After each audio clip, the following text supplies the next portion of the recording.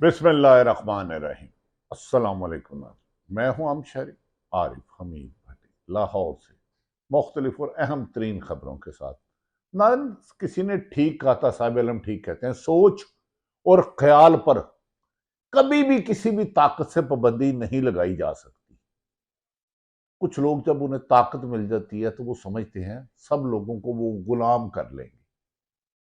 आप 22 करोड़ अवाम के दिलों में से, ना 25 करोड़ अवाम से, ना कोई ऐसा तरीका है किसी के दिलों में दाखिल करें या निकालें। आजकल ऐसी ही सूरत हाल है।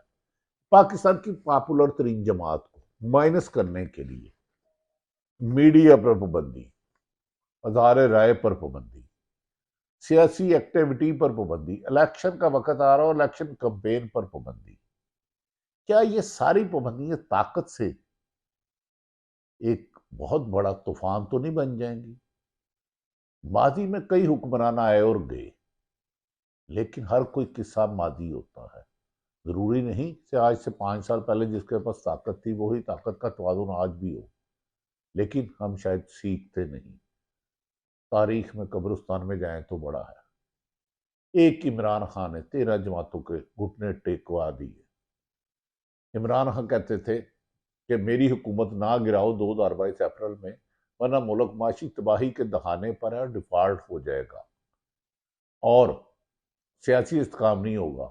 बिला आखिर इमरान खान के इस मौकफ की तायद पाकिस्तान पीपल्स पार्टी के चेयरमैन आसफ अली जरदारी ने भी कर दी। उन्होंने कहा कि शहबाज शरीफ को वजीर आजम तो मैंने बनाया, पर उन्होंने काम ही कोई नहीं किया। लो, पहले अवाम कहती थी, अवाम की अक्सरियत कहती थी, अब इत्तेहादी कहने लग पड़े। याद रखें कि पीपल्स पार्टी के 56 वोट थे, अगर वो ना होते तो मुस्लिम लीग नून का वजीर आजम अप्रैल 2022 में 1000 साल भी नहीं बन सकता था। लेकिन देर आए दुरुस्त आए, खैर। और इसके बाद पीपल्स पार्टी की दीगर लीडर भी अब तरीके इंसाफ की तरह कहने लग पड़ी है कि नून लीग को हमेशा चोर दरवाजों से इक्तदार में आने का। ये इन्होंने हमेशा सियासत को कमजोर की, डिक्टेटरों के कंधों पर बैठकर आए और जमहूरियत का ही तदफीन कर दिया। इजहार राय पर भी पाबंदी लगाई, टीवियों पर पाबंदी लगाई। जब इनके दौर में पैमरा ने, जो न्यूट्रल सहाफी थे, गैर जानिबदार सहाफी थे, उनका जीना मुश्किल कर दिया। इनका जीना सहाफियों का मुश्किल कर दिया। हर दिन 4-4 नोटिस। लेकिन जुल्म आखिर जुल्म है, बढ़ता है तो मिट जाता है। हम हक़ाइक़ की तरफ आ जाते हैं नाज़रीन। इलेक्शन का दावा किया जा रहा है, शेड्यूल नहीं दिया जा रहा। बदनीति की इंतहा देखें कि निगरान वजीर आजम लफ्ज में स्टूडेंट्स के पास जाते हैं तो मासूमाना सवाल हक़ाइक़ पर मबनी करते हैं, तो लगड़ बगड़ चमचे करके तूफान बर्पा कर देते हैं। भाई, कौन सा गैर अखलाकी सवाल उन्होंने किया? अगर आप निगरान हो तो आप जवाब दो, आप टाइम दे के आए हो। लेकिन खैर, ताकत का नशा इंसान को इंसानियत से दूर कर देता है।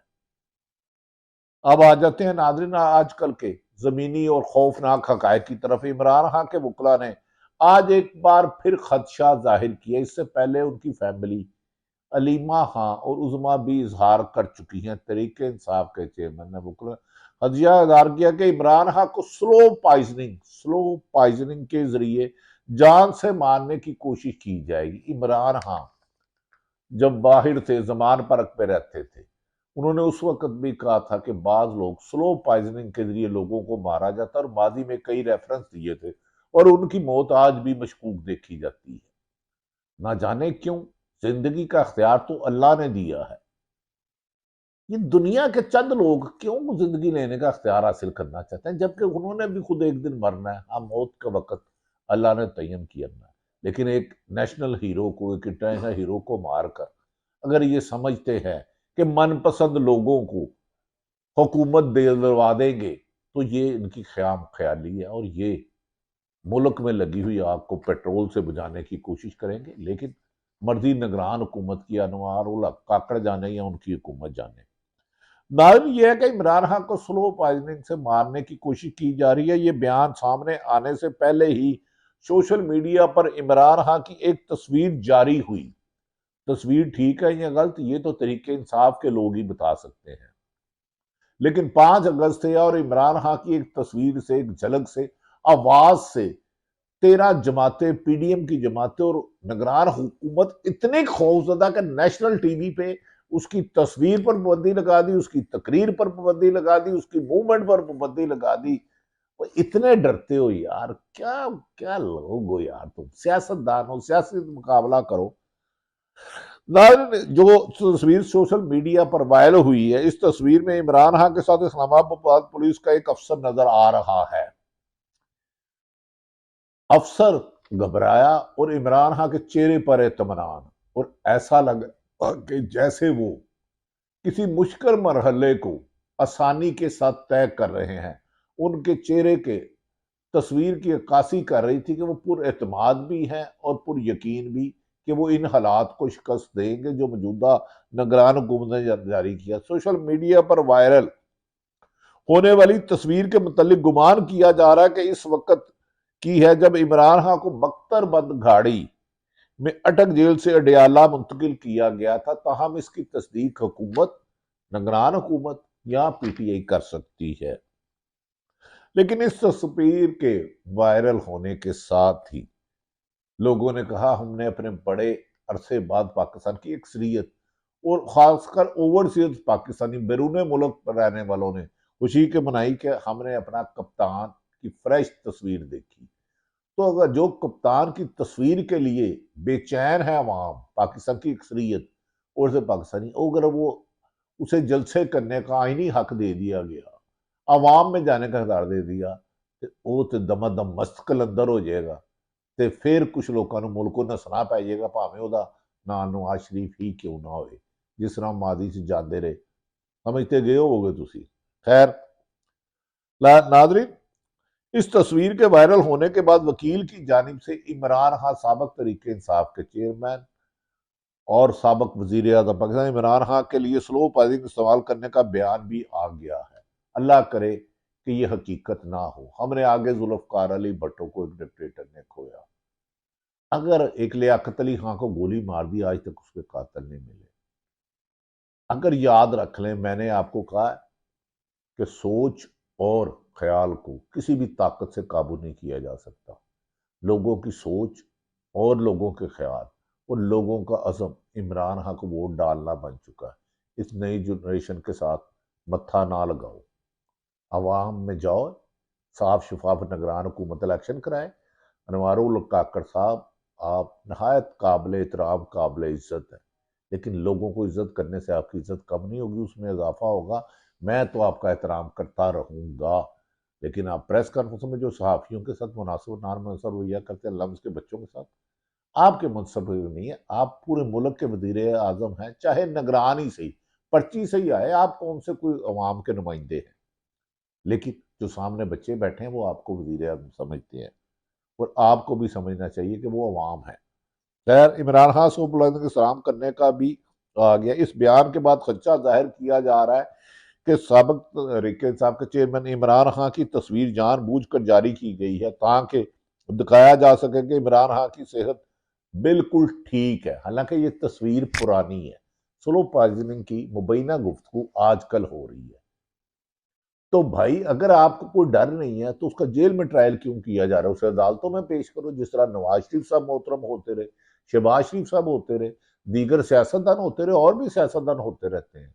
लेकिन जेल में भी जेल मैनुअल का अख्तियार करना चाहिए। दाल में काला नहीं, कुछ काला नहीं, शायद दाल ही काली है, लेकिन इसके लिए हुकूमत को उन्हें मुकम्मल तौर पर शौकत खानम में मेडिकल चेकअप कराने की इजाजत देनी चाहिए, ताकि अगर ये क्यास रही हैं तो ये खत्म हो, वरना आवाम के गुस्सा ये बढ़ा रही है और आवाम की मकबूलियत भी बढ़ा रही है।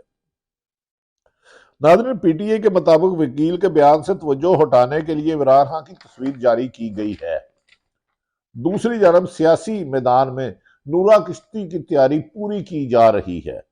फैसल वाडा ने आज साफ तौर पर कह दिया कि वो पीटीआई के इलेक्शन में नहीं देखते, उन्हें अहम हलकों के करीब हैं। वो तरीके इंसाफ में भी रहे, हमारे भी बहुत करीबी दोस्त हैं।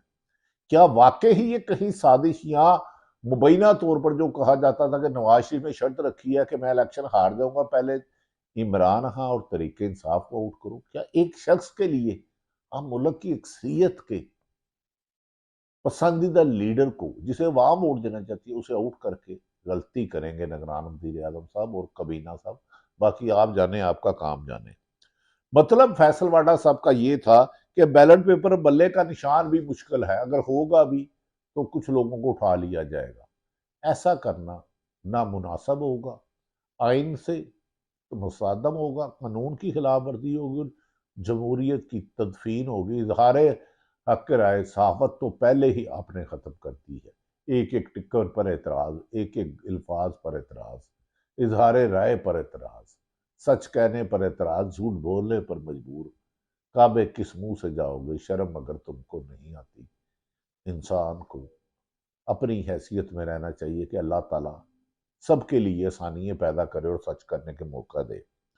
नाज़रीन, नवाज शरीफ ने अपनी तरफ से चौथी बार वज़ारत उज़्मा का ओहदा संभालने के लिए बज़ाहिर तैयार नजर आते हैं और कहा जाता है कि मुबैना तौर पर शेरवानी भी सुनवा ली है, अपने आप को वजीर आज़म शो भी कर रहे हैं।